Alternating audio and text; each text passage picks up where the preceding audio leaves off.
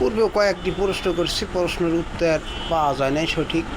যেমন পৃথিবীর বুকে কয়টি জিনিস বিপজ্জনক, উত্তর সঠিক পাওয়া যায় না। রাসূল সাল্লাল্লাহু আলাইহি সাল্লাম বলছেন, একদিন হাসান আর হোসেন জুমার খুতবার সময় তাদেরকে কোলে নিয়ে বলছেন যে পৃথিবীর ভিতর দুটি জিনিস হলো বিপদ, একটা হলো তোমার পরিবার, একটা হলো তোমার সম্পদ।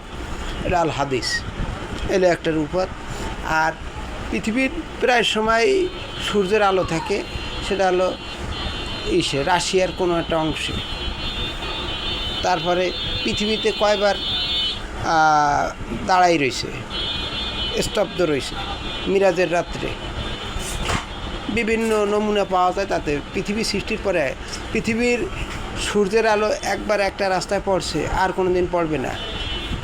ফেরাউনের যে নদীতে নীল হ্রদে যে তারে ডুবাই মারছে সেইখানে।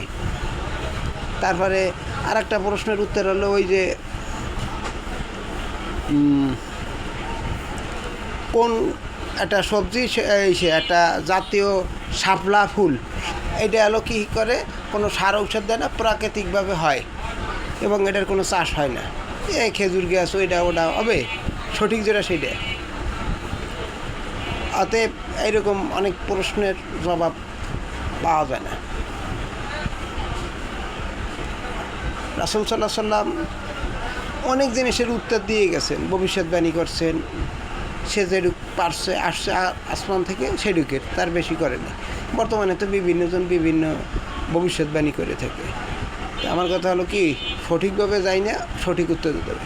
পৃথিবীর হাদিসে কোনো এক হাদিসে আছে যে পৃথিবীর কোনো একটা জায়গায় কবরের আযাব হবে না। রাসূল সাল্লাল্লাহু আলাইহি সাল্লাম একবার আলী রাদিয়াল্লাহু আনহুকে ডাকিয়ে বলছেন যে, আলী রাদিয়াল্লাহু, হোয়াট ইজ দিস,